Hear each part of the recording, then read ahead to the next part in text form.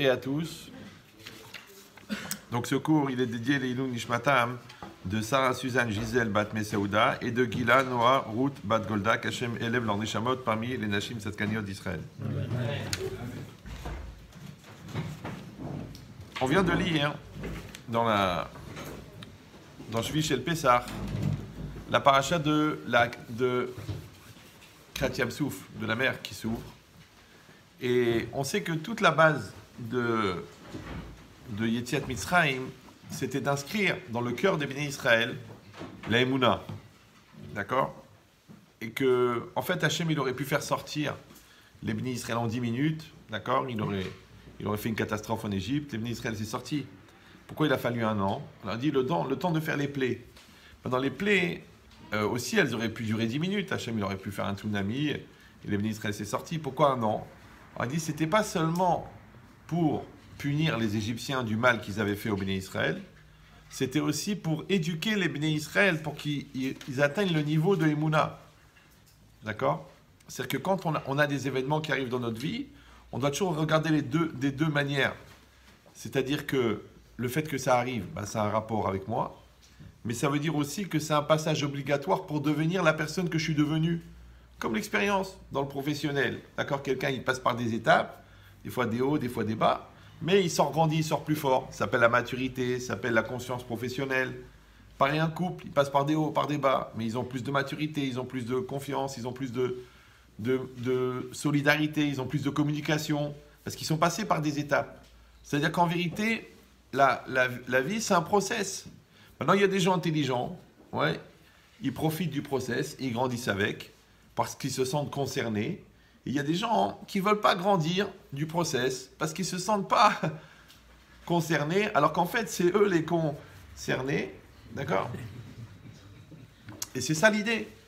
Que la Emouna, la base de la Emouna, on va dire beaucoup de choses, mais il y a la base, c'est d'accepter que la réalité qui est en face de moi, elle est adaptée à moi.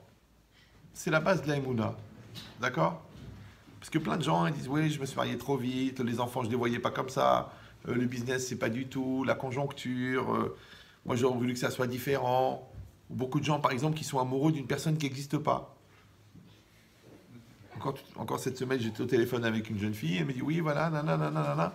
Je dis mais ce garçon-là, vous aimez? Elle me dit oui mais il n'existe pas. C'est quelqu'un d'autre, il est méchant, il est tordu, il fume des joints toute la journée. Mais celui que vous aimez, il n'existe pas. Donc il faudrait peut-être apprendre à aimer celui que vous avez en face de vous, parce que celui dont vous rêvez, celui que vous espérez qu'il soit, il n'existe pas. Donc la Emouna, c'est d'accepter que la réalité qui est en face de moi, c'est la mienne. Ton enfant, il est comme ça. Des fois, tu as un enfant, tu dis, ah mais d'où il sort ce brel? Mais comme a dit le professeur Wallo, qui était un grand botaniste, il a dit, les poiriers font des poires, les pommiers font des pommes, et les khmariers, ils font des khmars. Donc le seul défaut d'un enfant, c'est qu'il te ressemble, ce qui est insupportable. Ouais. Parce qu'avant, tu pouvais dire, mon fils, il est beau comme moi et bête comme ma femme. Aujourd'hui, ça ne marche pas, c'est minimum 50-50 à cause des gènes. Pour ça, on dit quand il y a de la gêne, il n'y a pas de plaisir. Donc il faut accepter que ton fils, c'est ton fils. D'accord? Et tu verras que plus il grandira, plus il te ressemblera, c'est insupportable. Ta femme, c'est ta femme, ton mari, c'est ton mari. Tu dis, mais comment c'est possible? Comment j'ai pu rencontrer quelqu'un pareil? Mais regardez bien, vous vous ressemblez. Maintenant, il y a deux formes de ressemblance. Il y a la ressemblance mimétisme, genre deux frères et sœurs, tu dis, ah, vous êtes... Non, Marie, ah, franchement, on va ressembler. Ou alors, complémentarité, comme la bouteille et le bouchon. A priori, ils ne se ressemblent pas. Ça va, vous arrivez à suivre, ça va pas trop vite? D'accord. Donc, et pourtant, vous voyez, quand vous les fermez, ils sont complémentaires. C'est pareil, c'est comme tu vas dans la jungle, en pleine Amazonie, dans un village qui n'ont pas vu la civilisation depuis 2800 ans, et tu leur ramènes une bouteille. Alors ils regardent, ils font « boum, boum, boum ». Ils ne comprennent pas qu'est-ce que c'est. Pour eux, ils ont vu des mangues, ils ont vu des arbres, ils ont vu des... D'accord? Et puis après, 2 semaines après, tu leur ramènes ça. C'est pareil, ils ne comprennent pas. Ils ne savent pas ce que c'est le plastique, ni rien. Puis au bout d'un moment, tu leur fais comme ça, tu leur montres, tu les vois, regarde. Ah, c'est extraordinaire et tout. C'est pareil. Ça, c'est l'homme, ça, c'est la femme. Ils ne se ressemblent pas du tout. Mais quand ils sont complémentaires, c'est extraordinaire. Comment tu sais qu'ils sont complémentaires? Vous savez ou non? Non? Ça fusionne. personne ne pleure. Il n'y a pas de fuite. C'est ça le shalom. On est complémentaires. S'il y en a un des deux qui pleure, c'est qu'il y a un problème. C'est pareil, dans une blague. S'il y en a un qui rigole et un qui s'angoisse, c'est que la blague, elle est mauvaise. Sauf si tu t'appelles Dieudonné. D'accord ? Donc c'est quoi l'idée ? L'idée, c'est que une personne, elle comprend que la Emouna, c'est d'être adapté à la réalité, c'est d'accepter ma réalité. Et ça, c'est la base. Parce qu'il y a des gens, non, ils refusent. Non, c'est pas, on s'est marié trop vite et tout ça. Ils attendent que les enfants ils meurent pour divorcer. Non. Ouais, c'est ta femme, c'est ta femme. C'est ton mari, c'est ton mari. Maintenant, il faut t'arranger avec. Ben, c'est ta vie, c'est ton corps, c'est ton corps. L'autre, il a fait 8 opérations. D'accord, il a enlevé l'eau, il a changé le bail, il a truqué, il a rajouté du botox. Mais c'est ton corps. Il est comme il est. L'autre, il s'énerve parce qu'il a un problème de thyroïde. Celui-là, il a un problème avec de rein. Celui-là, il a un problème de poids. C'est ton corps. T'es ma'amine que c'est ton corps ou non? Tu dis non, je le refuse, c'est pas ce que je voulais. Ouais, l'autre, il mange 9 pizzas, il crie. Moi, je prends un verre d'eau, je prends 4 kilos. Le monde est mal fait. Comme disait Confucius, Kolwar do Mazalo. D'accord? Donc, c'est quoi l'idée?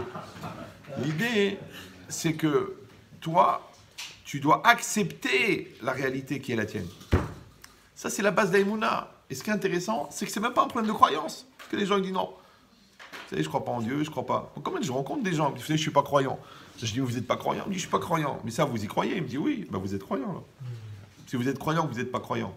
Il me dit, vous jouez sur les mots. Je dis, non, en vérité, non.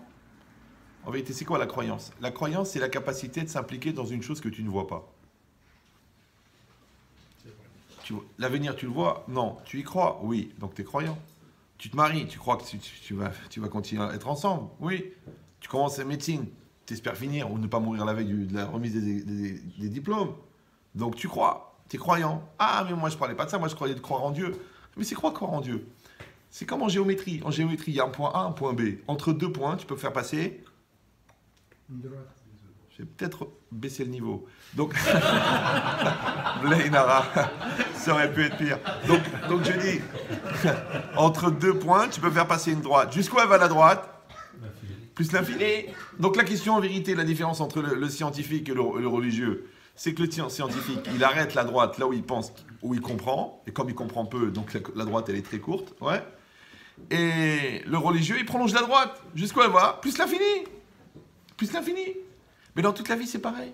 D'accord? C'est comme les gens disent, ah, je ne sais pas si je pourrais supporter. Jusqu'où tu peux supporter? Plus l'infini. Non, je peux pas. Non.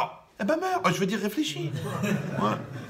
C'est les enfants, tu sais pas ce qu'ils vont te sortir comme surprise. Là, tu les vois petits. Attends qu'ils aient 16 ans ou là 17 ans, ils vont t'amener des vrais remas. Une fois, un papa, il est venu, il m'a dit, ah, est-ce que d'après l'alcha, est-ce que j'ai le droit de tuer mon fils? Je dis, c'est une misva. Non. J'ai dit, pourquoi?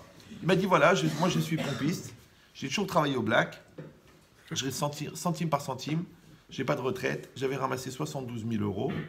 Mon fils, 18 ans, il a joué au casino, il a tout perdu. Il me dit, est-ce que j'ai le droit de le tuer? Mais t'es sincère, le gars, il posait vraiment la question.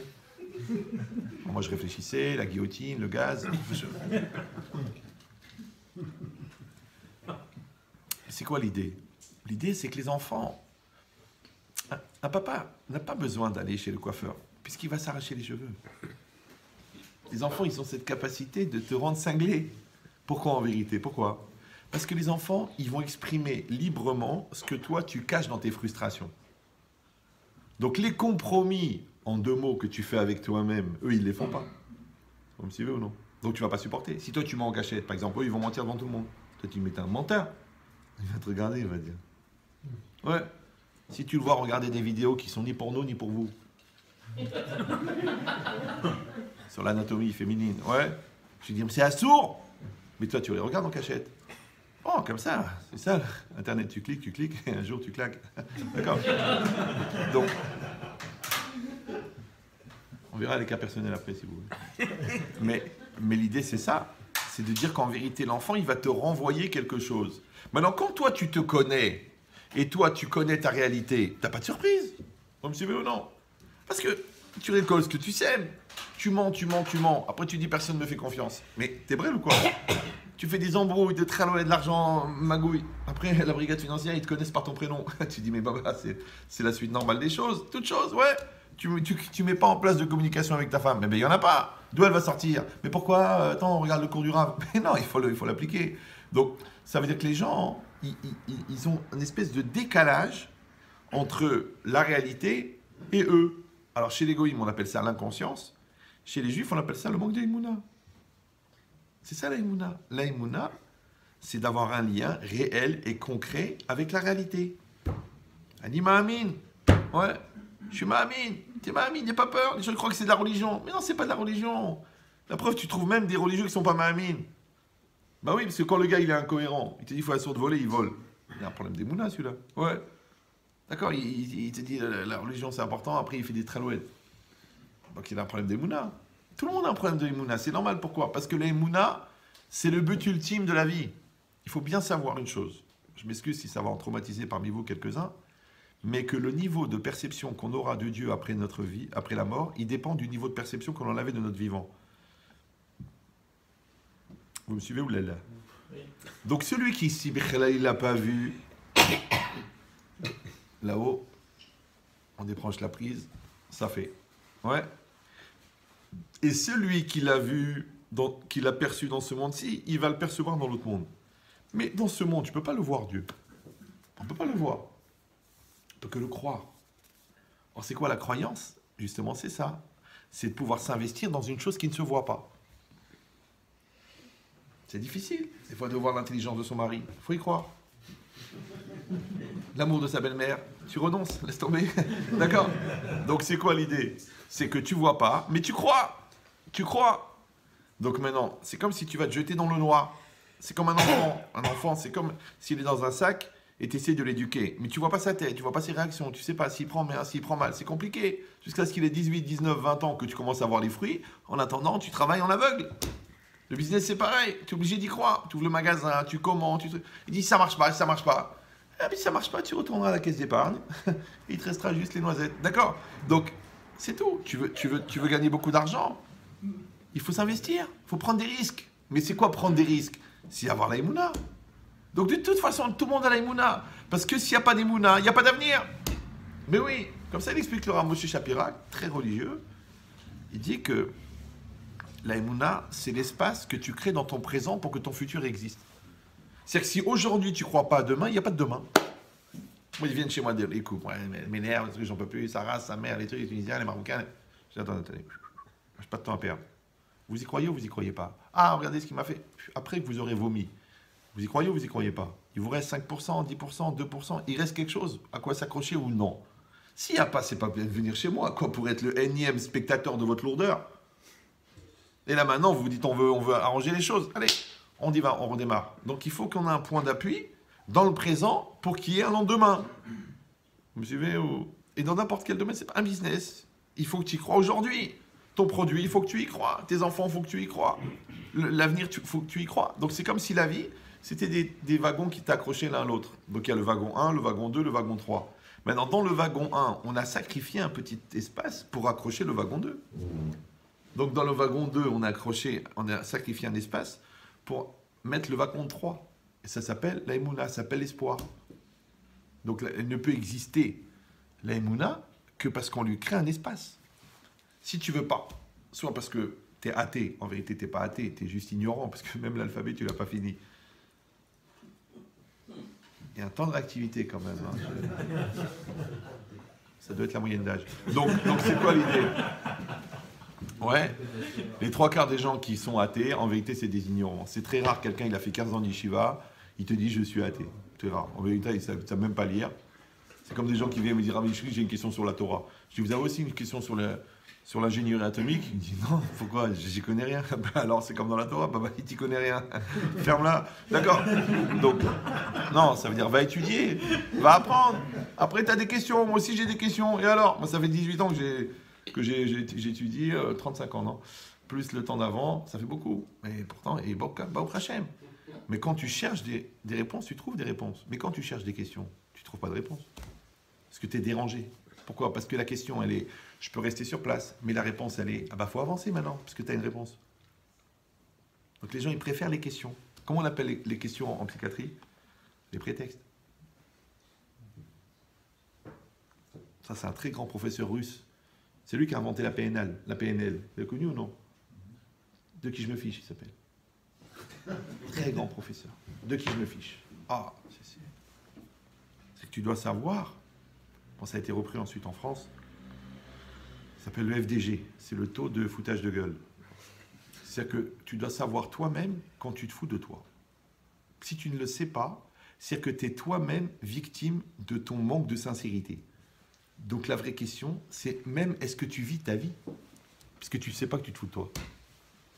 Vous me suivez ou non? C'est que si tu te mens à toi-même, tu ne peux pas avancer. Il ne travaille pas et puis il dit l'argent il ne rentre pas. Mais tu ne fous rien. Oui, mais Mina Shamaim, il n'y a pas de Mina Shamaim, tu ne fous rien. D'accord? Il m'a dit, ah Ben Chetrit, je suis très très coléreux, très, très violent.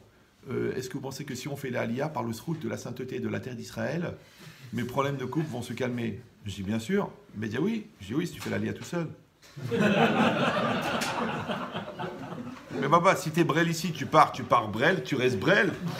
Mais seulement que là-bas, t'es Brel au carré, ce qu'on appelle un Jacques. Jacques Brel, très connu. Ouais. Donc, ici, c'est pareil. Quelqu'un, il doit savoir que il faut avoir cette émouna d'accepter que la réalité, elle me correspond. Et après, il y a deux manières de voir la réalité. Ou tu la vois comme un lahat, un stress, ou tu la vois comme une opportunité. Ou tu la vois comme une ramma, parce que ça te remet en cause, ça t'angoisse, ça te stresse, ou tu la vois comme une occasion de grandir. Comme dans les couples. Dans les couples, il y a des conflits. C'est normal parce qu'il y a des confrontations. Et dans confrontation, il y a affrontation. C'est pas grave, d'accord. Donc maintenant, la confrontation, eh ben, elle crée du lachatz, elle crée du stress. Mais le stress, c'est aussi une opportunité de fabriquer de la communion. Communiquer comme un.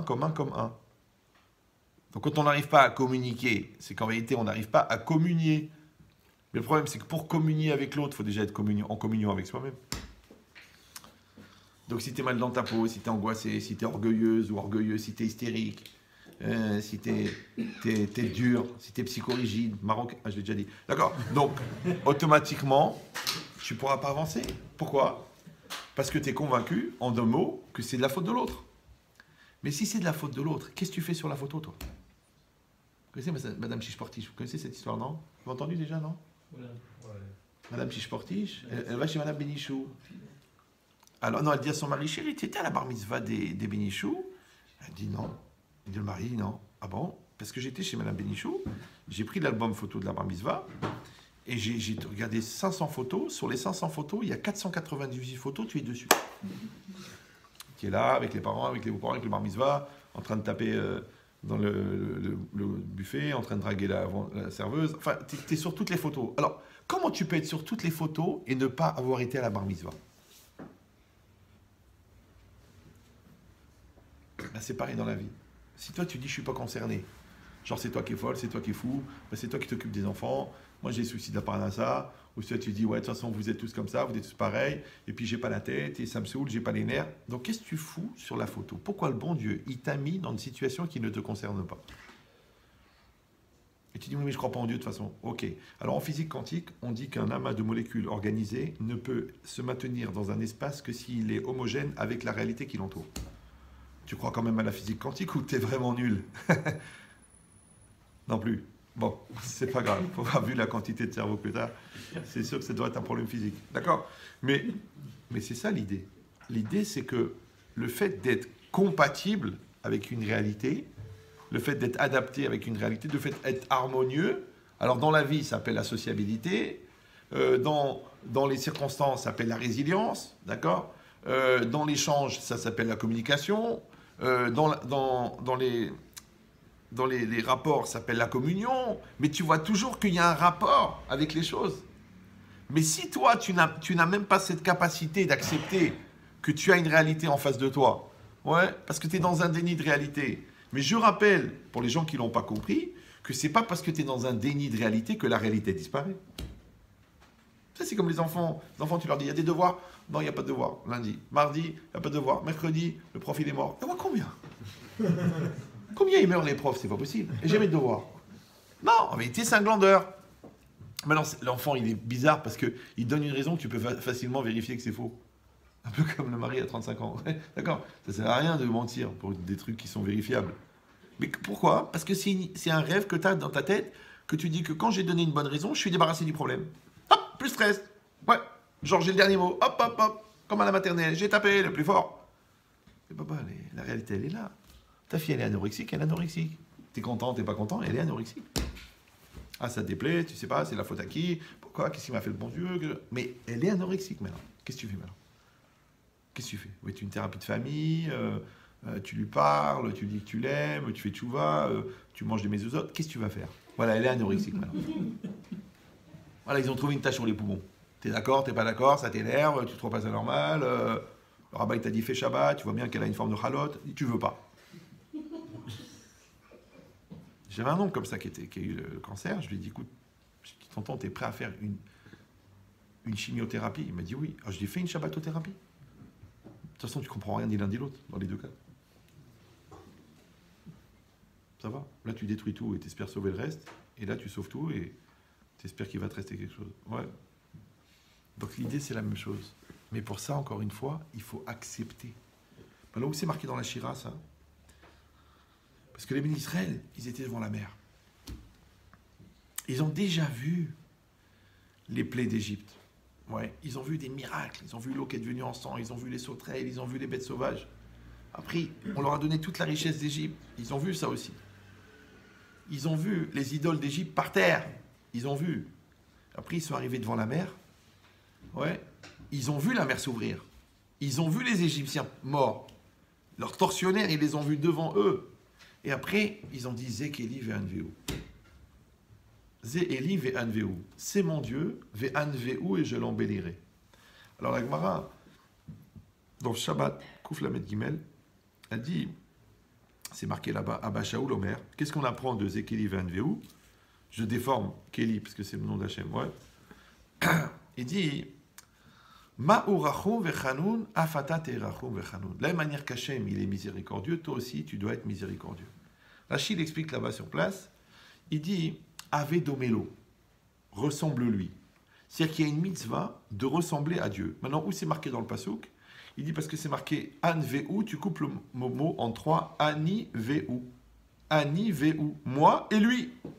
C'est que les bénis d'Israël, ils sont retrouvés dans une situation de perception d'Hachem tellement forte, tellement grande, que Rachid là-bas sur place, il ramène le Midrash, qui dit que, comme ils ont pu dire Zé, Kéli, Zé, c'est quoi Zé? Zé, c'est un déterminant. C'est un article déterminant, ça veut dire que tu pointes du doigt. Alors, il dit là-bas, Rachid, que, enfin il rapporte le Midrash, qui dit que Afilou Shifra Layam, même une servante, sous-entendu quelqu'un qui avait un niveau spirituel très très bas, elle a une perception d'Hachem à ce moment-là qui était plus grande que Yecheskel ben Bouzi. Yecheskel, le plus grand des prophètes en dessous de Moshe Rabbeinu. Tu dis, mais comment c'est possible? Ça, c'est le srout de Moshe. Moshe, il a réussi, qu'il avait, en fait, il avait une captation tellement puissante d'Hachem. Oui, il avait un Wi-Fi tellement fort pour capter Dieu, que même les Bnei Israël qui n'avaient pas le niveau, ils ont pu capter grâce à la Wi-Fi de Moshe. D'accord? En résumé. C'est plus compliqué que ça, mais si à l'occasion, on a 8-9 heures, je vous expliquerai. Mais l'idée, c'est quoi? C'est qu'à ce moment-là, les Bnei Israël, ils ont eu une perception, c'est compliqué à dire, mais concrète d'Hachem, puisqu'ils ont pu le montrer du doigt. Hachem Ishmil Chama, ouais. Ils ont vu, ils ont une perception. Ok. Maintenant, cette perception, elle leur a donné envie de s'identifier à ça. C'est pour ça qu'ils ont dit Anveu, Ani Veu, Ani Veu. D'accord? Alors là-bas, Abba Shaoul, il a dit, c'est quoi ça? C'est-à-dire qu'ils ont dit, j'ai envie de ressembler à Hachem.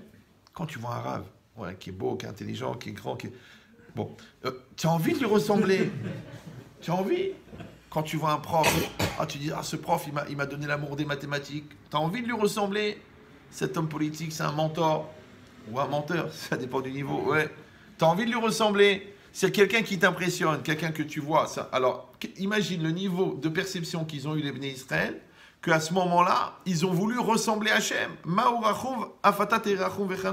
C'est que toutes les qualités qu'on arrive à percevoir chez Hachem, tu as vu la droiture de Dieu, tu as vu la smirchut de Dieu, c'est-à-dire qu'on peut compter sur lui, tu as vu la midatadin, la midatarahamim, la miséricorde et la rigueur, tu as vu.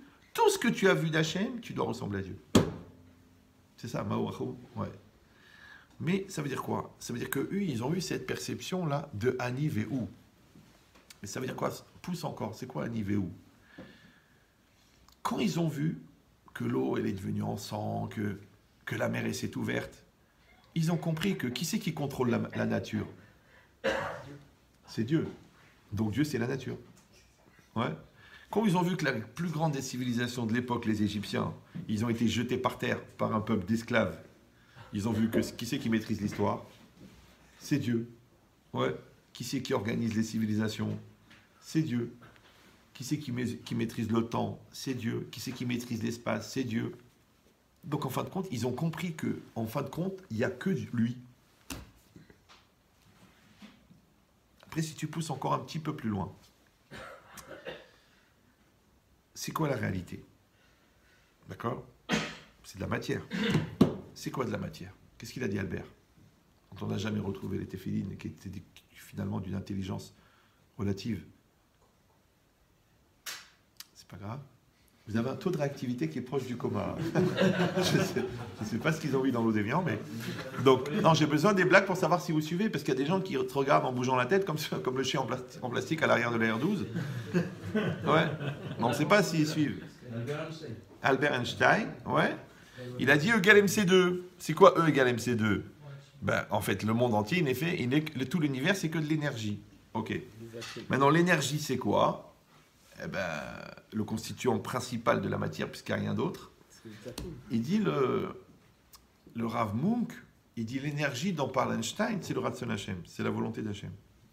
C'est-à-dire qu'Hachem, il projette sa volonté, et cette volonté, entre guillemets, elle se matérialise sous la forme de l'énergie.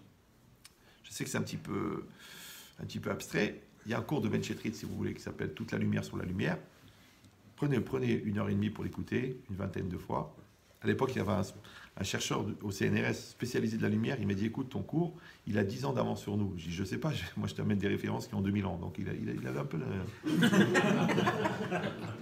Alors, et là-bas, on explique qu'en vérité, Akadosh Baruch Hu, il n'a pas créé la lumière. Parce que quand c'est marqué Vayomer Elokim Or, Vayehi Or, en vérité, Hachem, il a fait que transformer la lumière. Faites-moi confiance. Vous regardez le Malbim, il y a toutes les références là-bas. Maintenant, ça veut dire quoi? C'est-à-dire qu'Hachem, entre guillemets, c'est comme une lampe. Et de la lampe, elle sort la lumière. Maintenant, Hachem, lui, il produit sa volonté.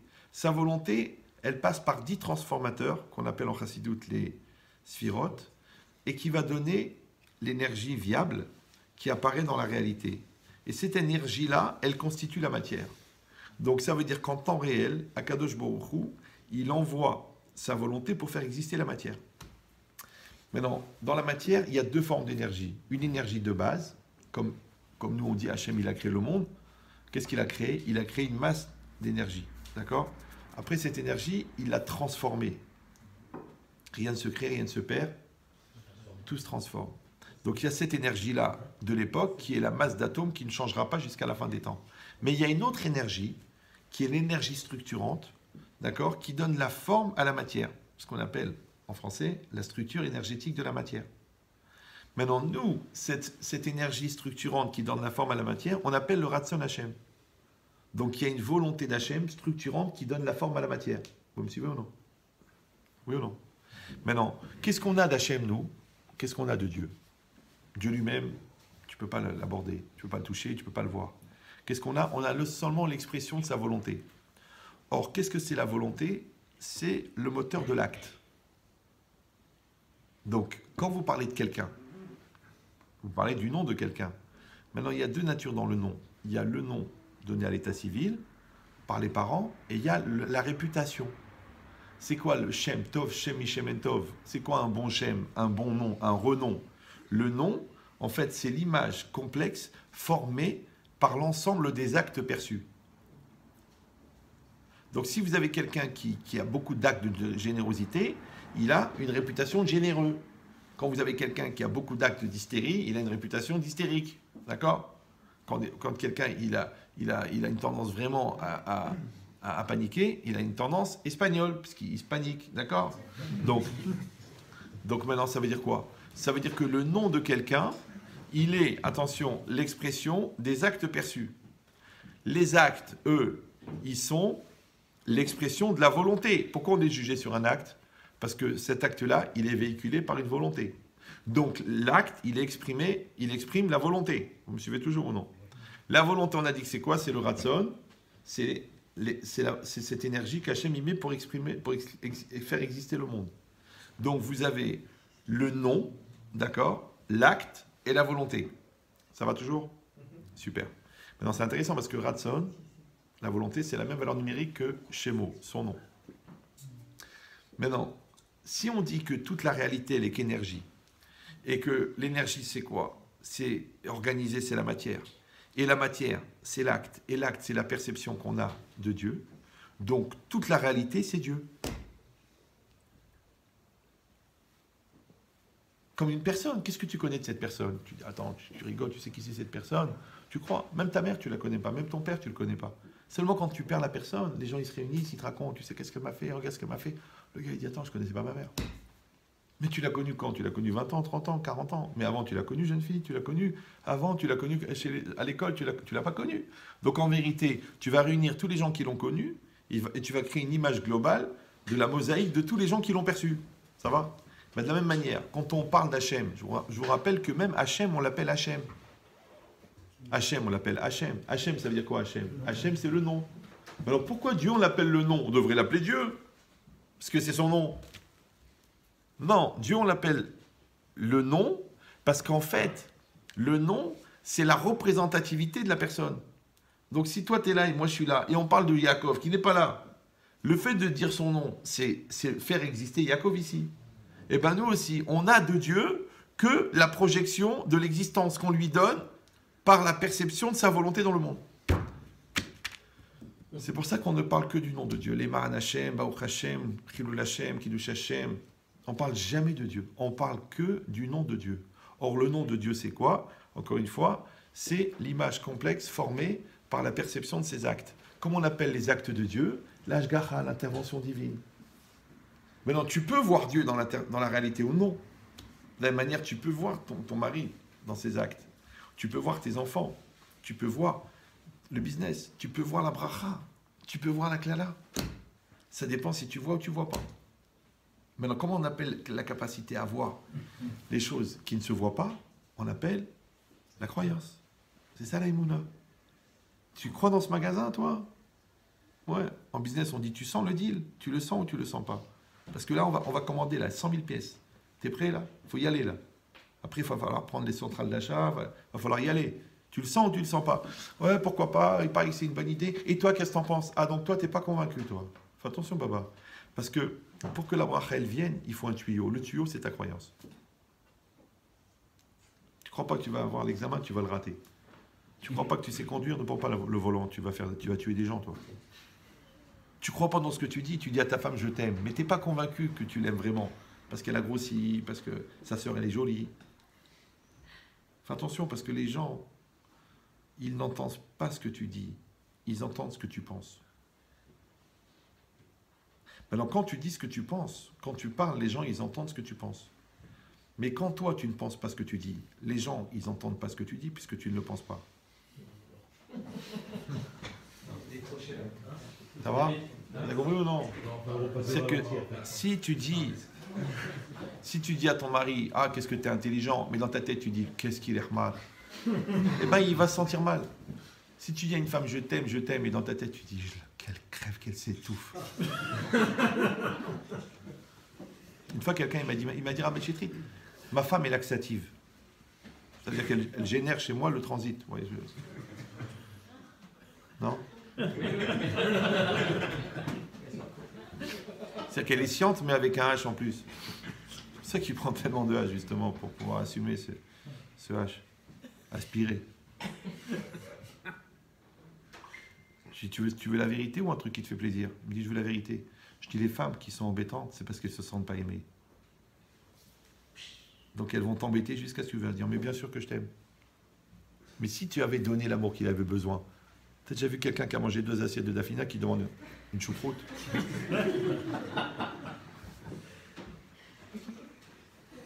Maintenant, toi, tu donnes à la femme ce qu'elle a besoin. Toi, tu donnes au mari ce qu'il a besoin. Vous deux, vous donnez aux enfants ce qu'ils ont besoin. Quand tu donnes à l'autre ce qu'il a besoin, il va bien. Maintenant, toi, c'est pareil quand tu te donnes à toi ce que tu as besoin. Ça s'appelle, en hébreu, ça s'appelle la cohérence en français. Ça s'appelle tzaddik en hébreu. D'accord? Donc quand toi tu dis ce que tu penses, mais tu es bien dans ta vie. Quand tu fais ce que tu dis, tu es bien dans ta vie.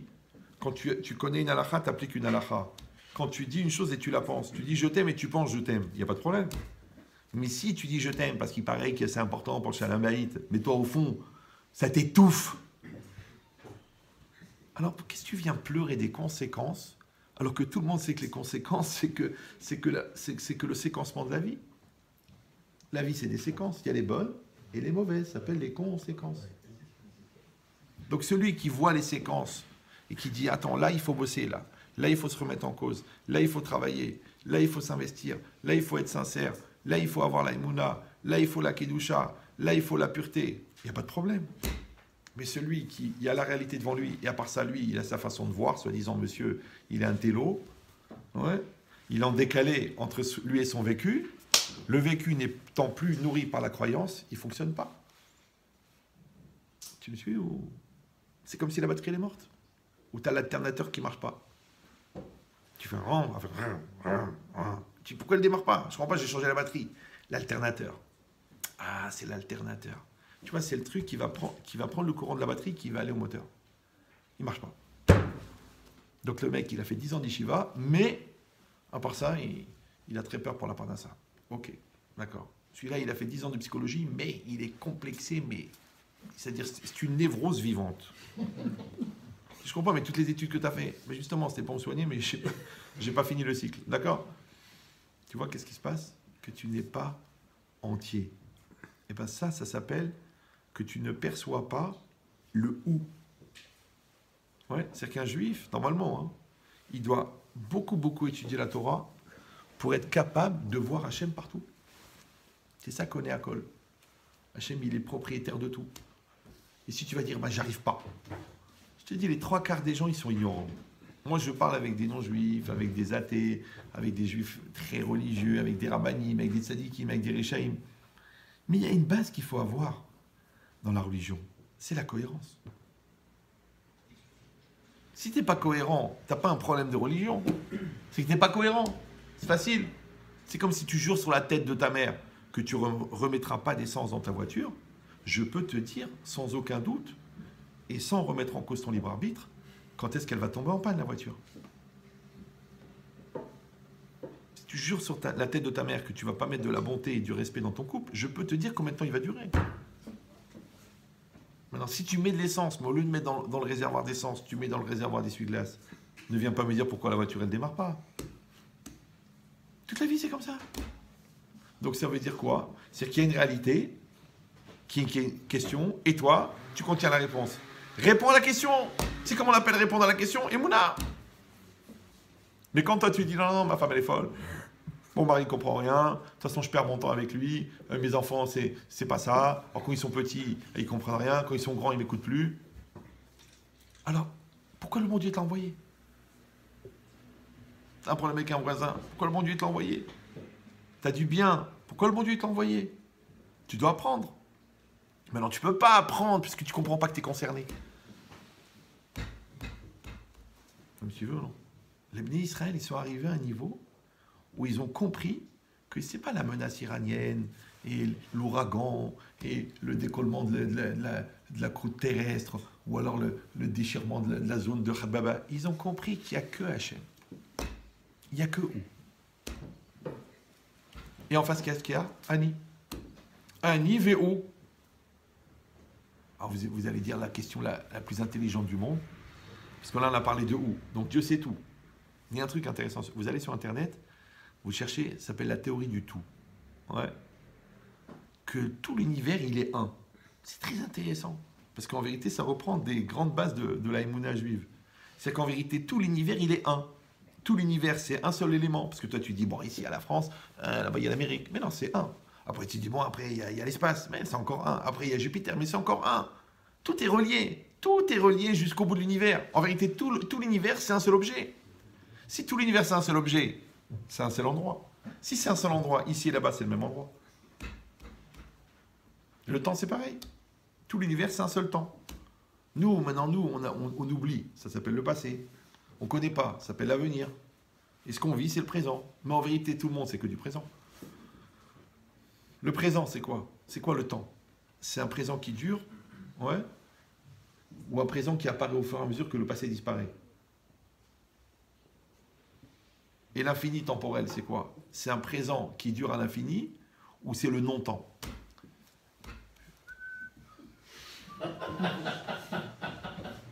Non, vous avez le droit, moi j'ai réfléchi ça à 14 ans, à 35 vous pouvez réfléchir à ça. En plus ça peut aider. Pour les gens qui ont des problèmes de transit. Ouais. Non mais c'est intéressant. Alors pourquoi est-ce qu'il y a une dimension infinie dans le temps, plus l'infini? Pourquoi? Parce que comment il s'appelle Hachem? Yud Ke Vav Ke. Yud He Vav E. C'est quoi les trois lettres de la racine? Ov. C'est quoi Ov? C'est le présent. Maintenant qu'est-ce qu'il est Hachem? Il est un présent continu. Parce qu'il était, il sera. Donc Dieu c'est le temps. Ok. Hachem il s'appelle aussi Makom. C'est quoi Makom? Makom c'est l'espace. L'espace c'est quoi? Eh ben, l'espace c'est la matière organisée. Mais la matière on a dit qu'elle est le fruit de quoi? De la volonté de Dieu. Donc la réalité qui est devant moi, elle est en vérité la projection de la volonté de Dieu qui articule la matière. La matière de base, elle est créée à partir d'une tzimtzum, c'est-à-dire une distanciation qu'Hachem il a créée avec la matière. Et l'organisation de la matière s'appelle l'expression de sa volonté qui donne la forme à la matière, la structure énergétique de la matière. Alors qu'est-ce qu'il a dit Albert? Il a dit qu'à la vitesse de la lumière, ouais, la matière s'arrête. Le temps s'arrête. Ok. Mais c'est quoi la vitesse de la lumière? C'est ce que c'est? C'est la vitesse de déplacement de la particule et du photon à l'intérieur de la matière. Mais si tu réfléchis, la vitesse c'est quoi? C'est un rapport entre la matière et le temps. Parce que tu dis kilomètre, matière, heure. Kilomètre, heure. Mais si tu regardes tout l'univers comme un seul instant, donc il n'y a plus de temps, puisque c'est un seul temps. C'est nous qui sommes limités et qu'on ne connaît pas le passé, on oublie l'avenir. Enfin, on oublie le passé, on ne connaît pas l'avenir, qui sommes limités. Donc Hachem, en vérité, il s'appelle Yud Ke Vav Ke, donc il est le temps. Hachem, il s'appelle Makom, donc il est l'espace. Donc Dieu, il est l'espace et le temps. Mais dans la logique, hein, c'est pas ça, tu dis dans la religion, comme ça. Non, non, non, dans la logique, je te répète, que quand Akadosh Baruch Hu, il a créé le monde, c'est marqué, il a regardé dans la Torah. Donc il a pris les formules de la Torah, après il a projeté sa volonté. La volonté, quand elle passe par la formule de la Torah, elle donne la structure énergétique. La structure énergétique, elle donne la forme à la matière. La forme à la matière, c'est la réalité. Donc en vérité, c'est quoi la réalité? C'est le fruit de la projection de la volonté de Dieu à travers le diapo de la Torah.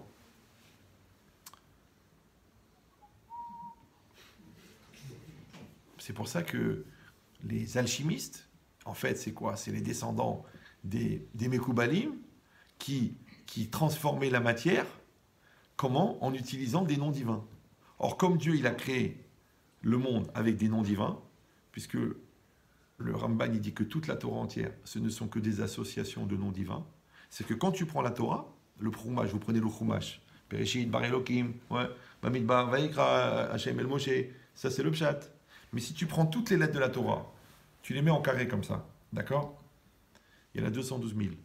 Et tu cherches les noms de Dieu qu'il y a dedans. Il y a à peu près 45 noms divins.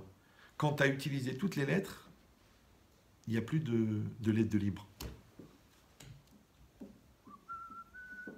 Ça veut dire que d'après la Torah, toute la Torah, d'après Hachem, d'après le Ramban, toute la Torah, ce sont des noms divins. Or, quand c'est marqué que Dieu, il a regardé dans la Torah pour créer le monde, en fait, Dieu, il a utilisé des noms divins pour créer la matière. Donc, les Mekoubalim, ils ont pris des noms divins, ils ont créé de la matière. Parce que tu dis, mais comme Rabbi Pinchas Ben Yair, il n'avait pas d'huile pour allumer les Nerot Shabbat, il a pris du vinaigre. Qu'est-ce qu'il a dit? Il a dit, celui qui fait brûler l'huile, il va faire brûler le vinaigre. Il a allumé, mais le vinaigre, il n'est pas combustible. Ah bon, pourquoi il n'est pas combustible? Parce que sa structure énergétique, elle n'est pas combustible. Mais la structure énergétique, c'est quoi? C'est le Ratzon Hashem. Et comme le tzaddik, il fait la volonté d'Hachem, et qu'Hachem annule sa volonté à la volonté du tzaddik, donc le tzaddik devient réorganisateur. Je ne sais pas si tu comprends. C'est-à-dire que le tzaddik, il va remettre en cause la structure énergétique de la matière. C'est-à-dire il va toucher à l'ADN du vinaigre pour qu'il devienne de l'huile. Ça va?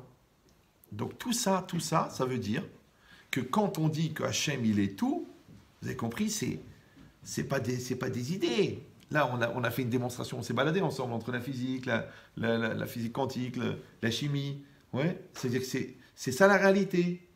Ça va jusque-là ou non? Mais juste en face, il y a quoi? Il y a où? Annie, ve où?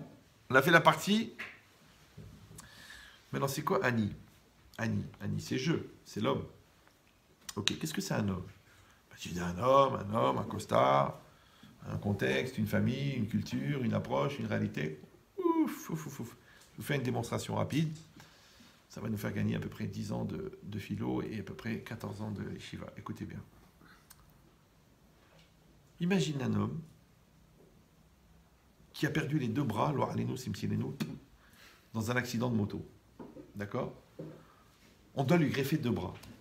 On a trouvé un gars qui est mort d'une maladie naturelle, un dérèglement gastrique, ce qu'on appelle une morbide. Et on lui a prélevé les 2 bras à celui-là qui est mort. On les a greffés les 2 bras au gars qui a perdu ses 2 bras. Quand il se réveille, ouais, il a le même corps avec 2 bras différents. Est-ce que c'est la même personne ou c'est une autre personne? C'est la même personne. Ok, parce que quelle différence entre une prothèse d'un stylo et une prothèse de main? C'est pareil. Imagine maintenant le gars, il a attrapé un cancer généralisé, l'oralinou, et le cerveau n'est pas encore touché par les métastases. On lui prélève son cerveau, on lui met dans un autre corps, pareil, qui est mort d'une mort saine. On a atteint un niveau dans la connaissance de la médecine, hop, on peut redémarrer. Le gars, il ouvre les yeux, mais il se retrouve dans un autre corps qui n'est pas le sien. Est-ce que c'est la même personne ou c'est une autre personne? Quelle différence? Et au lieu de faire une prothèse de bras, elle a fait une prothèse de corps. Ok?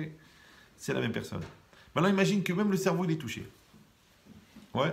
Qu'est-ce qu'on fait? On lui prélève toute sa mémoire depuis la naissance. Tout. D'accord?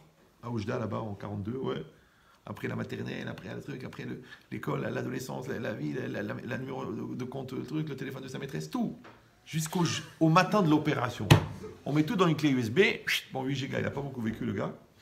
Et on réimplante toute sa mémoire dans un nouveau corps en pleine forme. Et si vous dites, ah, c'est un peu tiré par les cheveux, comme dirait Bruce Willis. Non! Il n'en a pas. D'accord? Non! Parce qu'en vérité, on sait très bien que les futurs ordinateurs, ils seront biologiques. Vous êtes au courant? Non? Sortez un peu. Il n'y a pas que la yeshiva. Ouvrez vos yeux. Orthodoxe. D'accord? Donc, on va prélever toute la mémoire du gars. On va la mettre on va la réimplanter dans un cerveau. Le gars, il se réveille. Il a la même mémoire. Mais il n'a pas le même corps, il n'a pas le même cerveau. Mais qui t'es, toi? T'es une mémoire. Comment tu t'appelles? Avec qui t'as vécu? Qui t'a épousé? T'es une mémoire. Imagine maintenant, même la mémoire, elle est endommagée. Parce qu'il a fait des choses tellement traumatisantes qu'à chaque fois qu'il se rappelle, il meurt. Il fait un arrêt cardiaque. Donc qu'est-ce qu'on lui fait? On lui efface la mémoire. Mais on lui garde la conscience. C'est quoi la conscience? La conscience, c'est l'arc électrique établi entre toi et la réalité. Par exemple, là. Vous êtes conscient, oui? Oui, non? Non, c'est pas évident. Parce que, ouais. Donc vous êtes là. Je fume pas. Vous êtes conscient, d'accord. Moi aussi je suis conscient. Attention. Vous êtes conscient. Mais non. Mais comment vous savez que vous êtes conscient? Parce que vous êtes conscient d'être conscient. Ça va? Comment vous savez que vous êtes conscient d'être conscient? Parce que vous êtes conscient d'être conscient que vous êtes conscient. Ça va toujours. Jusqu'à l'infini, tu peux remonter. Ouais. Donc ça veut dire quoi? Maintenant, quelqu'un qui perd la mémoire, il garde la conscience. Quand il ouvre les yeux, il a conscience. Si vous allez me dire, bon, mais ça c'est dans la tête, ça veut rien dire. Une fois, j'ai fait ce cours-là, et il y a un grand médecin, il est venu me voir, il m'a dit, écoutez, vous savez, je suis spécialiste du cerveau, je voulais vous dire que ce que vous dites, c'est vrai, parce qu'on a réussi à prendre en photo la conscience. C'est-à-dire qu'il y a dans l'image numérique du cerveau, ils ont perçu le mouvement de la prise de conscience. Ça existe. Chimiquement, tu peux voir avec un scanner. Dis-moi, il est branché ou il est pas branché celui-là? Non, il m'a mis batterie faible.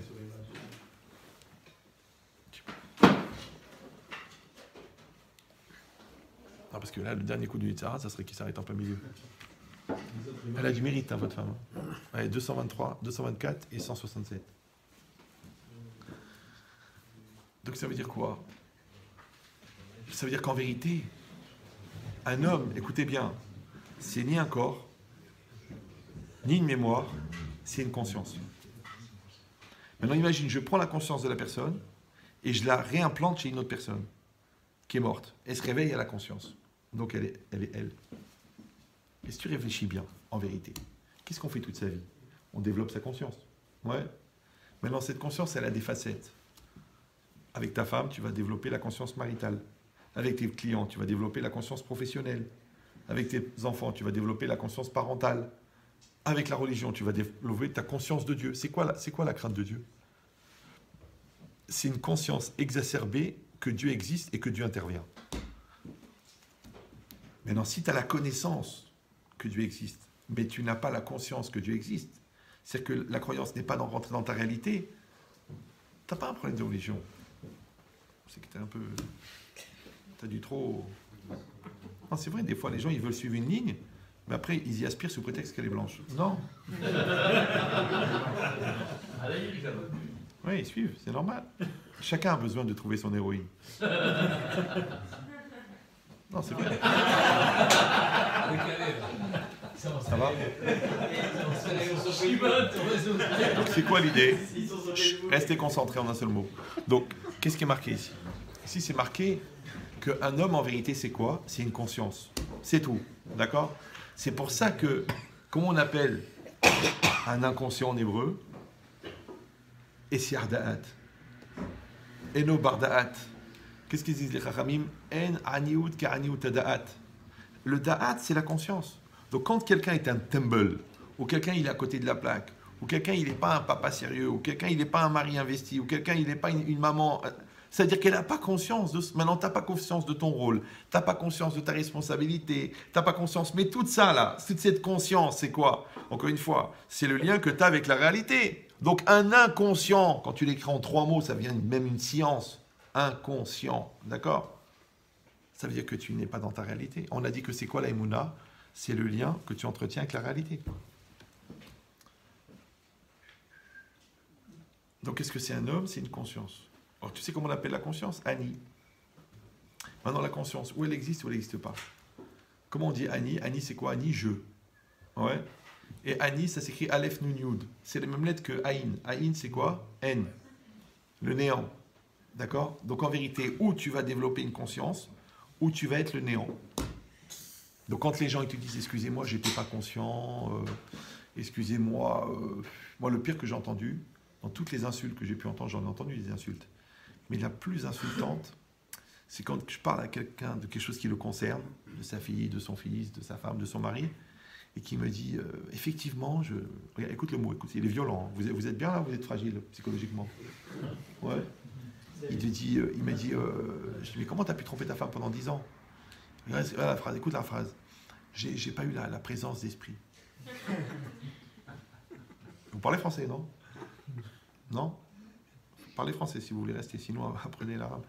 Ça veut dire quoi? J'ai pas eu la présence d'esprit. Mais, excuse-moi, c'est pas une question de religion, ça. C'est-à-dire que c'est pas une mitzvah d'être un Sewen. Il y en a des Hasidim là-dedans. Ouais. Maintenant, c'est quoi? En philosophie, un intelligent, c'est la capacité d'adaptation. Aodon Kolo, c'est la conscience. Aodon Kolo, c'est la Emouna. Donc, le contraire de l'intelligence, c'est Wen. Même si ou non. Et c'est quoi c'est Wen? C'est inadapté. Donc, en fait, ton problème, c'est pas la religion, c'est que tu es inadapté. Tu dois l'argent, tu rembourses l'argent. Ah, qui a dit oui, c'est marqué, ça me saoule, de toute façon il est bourré. Mais t'as emprunté, tu rends. Il y a des gens comme ça, tu leur prêtes 10 000 euros, ils t'ont juré sur la tête de leurs enfants dans une semaine, ça fait 4 ans. Tu vas les voir, tu dis quand est-ce que tu rends l'argent? Ils disent est-ce que je suis prophète? Ou alors t'as les Hasidim. Ouais, ils te disent ah, moi, je suis pas, moi, je vais pas te rendre 100 euros, 200 euros. Moi, c'est au tout ou rien. Tu peux enlever le tout déjà. Compte-les dans le maaser. Jamais il te les rendra, celui-là. Jamais. Plutôt mourir. Je te dis pas de quelle ville du Maroc il vient. D'accord? Donc, ça veut dire quoi? Donc, restez calme. Donc, ça veut dire quoi? Ça veut dire que le Ani, oui, c'est la conscience. Le Ou, c'est Dieu. Ça va?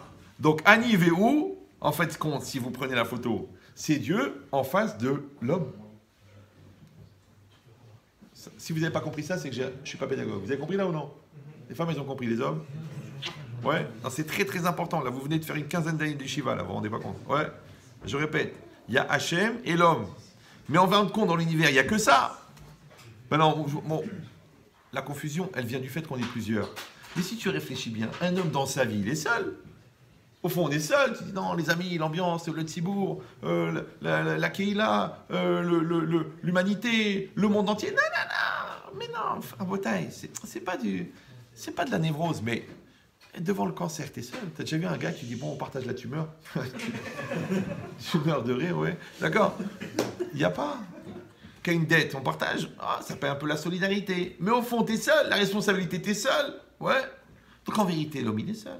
Maintenant, on est des millions à être seuls, mais on est seuls ensemble. Ça va? Après, il y a une mitzvah, tu dois faire avec l'autre, tu la communion, la solidarité, il faut être nosé beol chavero, tout ça, c'est ok. Mais dans l'absolu, la preuve, le jour où tu meurs, tu arrives là-haut, on vient pas en groupe, non? On vient seul. Pourquoi on vient seul? On devrait tous mourir le même jour, puisqu'on passe notre vie à accuser les autres. Je sais pourquoi tu t'as pas occupé des enfants. C'est à cause de ma femme, à cause de l'école, à cause du rave, à cause de... Pourquoi tu n'as pas assumé toi? Ah, à cause de ça. J'ai pas la chance. On m'a pas donné c'est à cause de mes parents, c'est à cause de... Mon père, il m'a pas allaité. Arrête. Arrête de dire des bêtises, arrête. Les gens, ils passent leur vie à accuser les autres.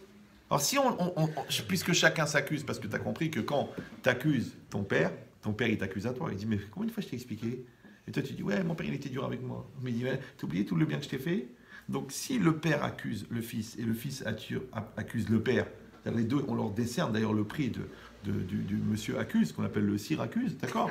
Ouais. Alors à ce moment-là, on devrait tous mourir le même jour, arriver là-haut, et quand le bon Dieu nous dirait, pourquoi vous n'avez pas fait ce qu'il fallait, chacun il accuserait les autres. Non, pourquoi on meurt seul? Tu sais pourquoi? Parce que le bon Dieu, il va te laisser parler, il va dire, vas-y, débite-moi le baratin que tu as inventé toute ta vie, parce que tu mettais pas les tefilines, tu avais peur de t'étrangler, tu étais prêt à faire le Shabbat, mais ça tombe samedi, tu voulais manger cachère, mais cachère, c'est cher. Attends, c'est marqué hyper pas cher. Mais non, c'est hyper cachère, papa. D'accord? Ouais. Va chez Charlie, emmène un gars chez Charlie, il va se tuer. D'accord? Charles Traiteur. Donc c'est quoi l'idée? Comment une salade à 34 €? Lui, il marie Chafi pour ce prix-là, ouais. Donc, c'est quoi l'idée? Chut, restez calme.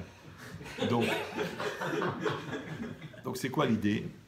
L'idée, vous avez compris qu'on vient seul, parce que à l'intérieur, au fond, on est seul. On est seul, ok? C'est pas grave, ça s'appelle la responsabilité. Moi, je vous donne un secret. Les gens qui sont bien quand ils sont seuls, tout le monde leur court après. Les gens qui sont mal quand ils sont seuls et qui ont besoin des autres pour être bien, les gens les fuient. Ça s'appelle bien dans sa peau en français. D'accord? Ok. Ça s'appelle l'autonomie. En hébreu, ça s'appelle tzaddik. Parce que tzaddik, il est autonome, le rachat, il est dépendant. Déjà, il est dépendant de son yetzera. Comment veux-tu qu'il soit autonome? Donc, vous avez compris maintenant. Donc, il y a Hachem d'un côté, le ou, et il y a le Ani de l'autre côté. Ça va? Maintenant, il se pose une question. Pourquoi c'est marqué Ani Vehu? Il aurait dû dire Uve Ani quand même, un peu de Hanava, non? Il y a Dieu et moi. Pourquoi moi et Dieu? Tu commences par toi. Même la politesse basique, tu commences pas. Alors là, je vais vous dire un chidouche. J'espère que vous allez le comprendre, parce que si vous ne le comprenez pas, vous basculez dans l'apikoros. Apikoros, ce n'est pas des gens qui se réunissent pour chanter parce qu'ils sont heureux. Apikoros. Non, c'est pas ça. C'est l'hérésie. Ouais, écoutez bien ce que je dis. Écoutez bien. Hachem existe en dehors de nous. Il n'a pas besoin de nous pour exister. Mais Hachem, il n'existe dans notre vie qu'en fonction de la conscience que nous en avons. Donc ça veut dire que quelqu'un qui n'aura pas conscience de Dieu, pour lui, Dieu n'existe pas. Donc quand les gens te disent, est-ce que Dieu existe, est-ce que Dieu n'existe pas? Je te dis, mais est-ce que ta femme existe? Est-ce que toi t'existes? Alors une fois quelqu'un m'a dit ça, il m'a dit, est-ce que Dieu existe? Je lui ai dit, t'existes toi? Bah oui. Eh ben lui aussi. Tu dis, mais comment il existe? Mais comment tu sais que tu existes, toi? Ben, j'en ai conscience. Ben, comment il existe, Dieu? Parce que tu en as conscience. Ouais. Tu dis, alors ici, j'ai pas conscience qu'il existe, il n'existe pas? Oui, il n'existe pas. Dans ta vie à toi, il n'existe pas. Et alors, c'est bien s'il n'existe pas, donc j'ai pas d'obligation, je suis pas obligé de faire les mitzvot. Moi, tu n'es pas obligé, pas du tout. Je veux dire, il y a toi plus 7 milliards de personnes qui sont pas obligées. Ça fait un de plus, c'est tout. Hein. Vous me dire alors quoi, donc je suis libre? Non, t'es pas libre. Bah, non, non, non, non. Le bon Dieu, il t'a donné le choix de participer à une aventure qui s'appelle l'association à Dieu, qu'on appelle la Torah. Sinon, tu rentres dans le mazal global. Mazal global, j'appelle Ashgaha Klalit. C'est-à-dire que cette année, il y a par exemple 322 800 personnes qui vont mourir de la grippe. Il en manque 2. On va te prendre toi et un autre. Puisque de toute façon, le but de ta vie, c'est de vivre jusqu'au solde que Dieu fasse. Donc ta vie, elle sert à rien. Toi-même, tu le considères, parce que tu attends une vente flash, t'attends. Donc puisque tu penses que ta vie, elle vaut rien, tu peux être un chiffre dans un statistique de la grippe, tu meurs. Mais si tu dis non, mais moi, je suis pas rien, moi. Moi, j'ai un lien privilégié avec le bon Dieu. Ah, si tu as un lien avec le bon Dieu, puisque lui, il est la source de la vie, toi aussi, tu es vivant. Vous me suivez ou non? C'est que le choix, c'est que Dieu, il a donné l'opportunité d'être partenaire. Tu peux refuser, encore une fois, tu as le droit. Mais après, c'est comme si, je sais pas moi, c'est comme si Bill Gates, il vient te voir. Et tu dis, tu sais quoi? Je te donne 40% de Microsoft. Mais il faut que tu ailles au Kollel. Toi, tu dis la vérité, j'arrive pas à m'asseoir. C'est pas que tu n'es pas religion. C'est pas religieux. Tu es un khmar, mais à la puissance. Du khmar à la puissance. Du khmar à la puissance du khmar. C'est pas possible de refuser une offre pareille. Donc là, c'est pas Bill Gates qui t'a proposé Microsoft. C'est le bon Dieu qui t'a proposé un partenariat avec lui. Vedav Kabo, t'es pas prêt, toi? Ça t'intéresse pas? Mais qu'est-ce qu'il y a de plus beau dans la vie? C'est quoi? Les gens disent d'avoir une belle maison. C'est juste un grand cercueil avec la clim, c'est tout. Ouais. Elle dit d'avoir une super voiture. En plus, c'est un cercueil qui roule, toi. C'est bien, comme ça, tu iras plus vite à ta mort. Pas tu dis non, une belle blonde, une belle brune. T'achètes 2 bières, ça y est, t'as réglé le problème, d'accord?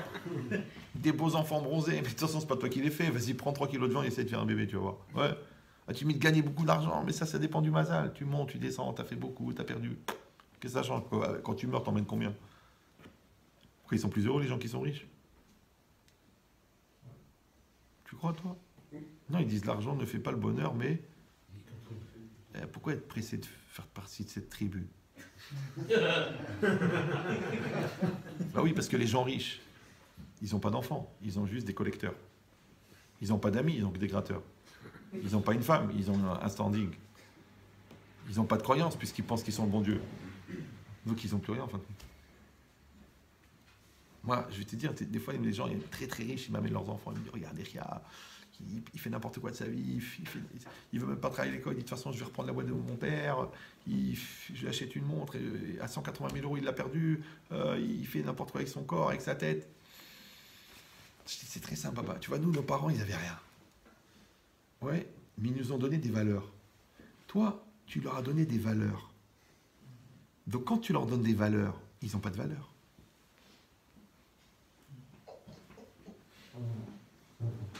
Tu dis, mais c'est pour qu'ils soient heureux. Mais non, c'est pour pouvoir frimer. Tu as besoin de vivre, toi, dans 6000 m² habitables. Boulevard Flandrin. Tu dis, mais quand même, c'est un standing. Ok, alors tu sais, au lieu de réfléchir, qu'est-ce que l'argent te rapporte? Réfléchis, qu'est-ce que l'argent te coûte? Peut-être qu'il coûte plus que ce qu'il te rapporte. Parce que s'il te coûte la superficialité, il te coûte la kedusha, il te coûte la pureté, il te coûte la anava, il te coûte la modestie, il te coûte la finesse, il te coûte les vrais amis, il te coûte les vraies valeurs, il te coûte la vraie famille. Parce que tu sais, quand tu vas mourir, ils vont tous s'engueuler pour l'héritage. Qu'est-ce que tu as gagné? Tu as explosé la famille avec ton frère. Mais quand il n'y a rien à partager, il reste l'amitié, il reste la proximité, il reste la fratrie, on est des frères. C'est tout.